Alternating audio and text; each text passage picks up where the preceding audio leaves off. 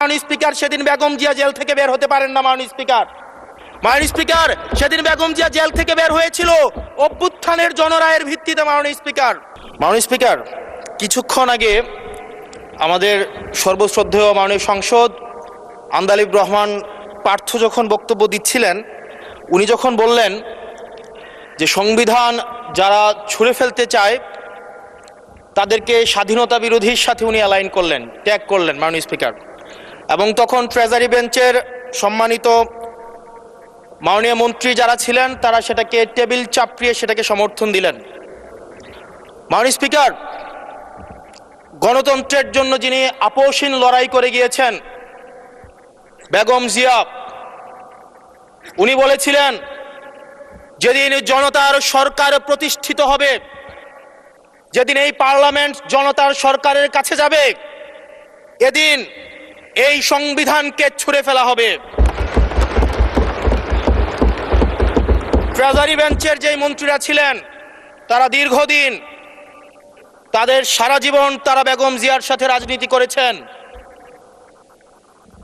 এই সংবিধান ছুঁড়ে ফেলার সাথে স্বাধীনতা যুদ্ধাপরাধীর অ্যালাইন করার যেটার হাততালি তারা দিয়েছেন, সেটির মধ্য দিয়ে বেগম জিয়াকে তারা মূলত অপমান করেছেন কিনা তারা সেটা ভেবে দেখবেন।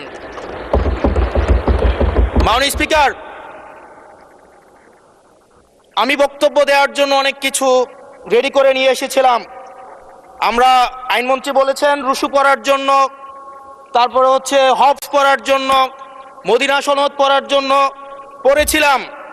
কিন্তু আন্দালিব রহমান পার্থ সাহেব যে বক্তব্য দিয়েছেন, আমরা ক্লাস 8-9-এ যে ডিবেট করতাম সেটি রিভার্টাল দিলে 20 মিনিট সময় লাগবে। মাননীয় স্পিকার, আমি ওনার বক্তব্যের রিভার্টাল দিচ্ছি। উনি বলেছেন যে আমি কোট করছি, উনি বলেছেন 72-এর সংবিধানের কিছু কিছু বিষয়কে ওনারা সম্মান দিয়েছেন। তার মানে কিছু কিছু বিষয়কে ওনারা সম্মান দেয় নাই। তার মানে এই অভ্যুত্থানের পরে এই সংবিধানের কিছু অংশ ওনারা মেনেছেন, কিছু অংশ ওনারা মানেন নাই। ওনারা কেবল ওই অংশটাই মেনেছেন যে অংশটা ওনাদের পক্ষে গিয়েছে, যে অংশটা ওনাদের বিপক্ষে গিয়েছে এই অংশটা ওনারা মানেন নাই। মাননীয় স্পিকার, এই ধরনের প্রকৃতি সম্পন্ন যারা আছে বাংলাদেশের পার্লামেন্ট যারা দেখছেন তারা সিদ্ধান্ত নেবেন, যারা কখনো কখনো কনফর্মিস্ট, যারা কখনো কখনো রিফর্মিস্ট, তারা মূলত অপরচুনিস্ট। এখন আমি সংবিধানের কিছু কিছু ধারা মানব, কিছু কিছু ধারা মানব না। আমি কখনো কখনো সাংবিধানিক, কখনো কখনো আমি অসাংবিধানিক। মাননীয় স্পিকার, যখন ডক্ট্রিন অফ নেসেসিটির প্রশ্ন আসে, মাননীয় স্পিকার, এই এক্সিস্টিং সংবিধান অনুযায়ী যখন 7A এবং 7B বলবৎ থাকে, সেই জায়গা থেকে আইনজ্ঞরা, মাননীয় স্বরাষ্ট্রমন্ত্রী উনি থাকলে ভালো হতো। ডক্ট্রিন অফ নেসেসিটি মাননীয় স্পিকার 48-এর 3 অনুযায়ী রাষ্ট্রপতি সুপ্রিম কোর্টের মাধ্যমে একটা এই 106-এর অ্যাডভাইজরি একটা রুল আছে মাননীয় স্পিকার। এই অ্যাডভাইজরি রুলের মাধ্যমে সংবিধানের ফান্ডামেন্টাল কোনো বিষয় কম্প্রোমাইজ করা যায় না। মাননীয় স্পিকার, যদি আমি এই সংবিধান মানি তাহলে এই অন্তর্বর্তীকালীন সরকারের বৈধতা প্রশ্নবিদ্ধ হয়। মাননীয় স্পিকার, যদি এই সংবিধানকে আমি ধারণ করতে চাই, মেনে চলতে চাই, সেদিন 64 বিধি অনুযায়ী অ্যাটর্নি জেনারেল নিয়োগ দেওয়া হয়েছিল 6 আগস্ট।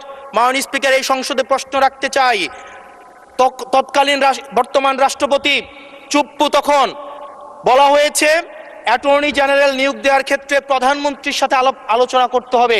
সেদিন কোন প্রধানমন্ত্রীর সাথে আলোচনা করা হয়েছিল সেটা আমাদেরকে অ্যাটর্নি জেনারেল জানাবেন।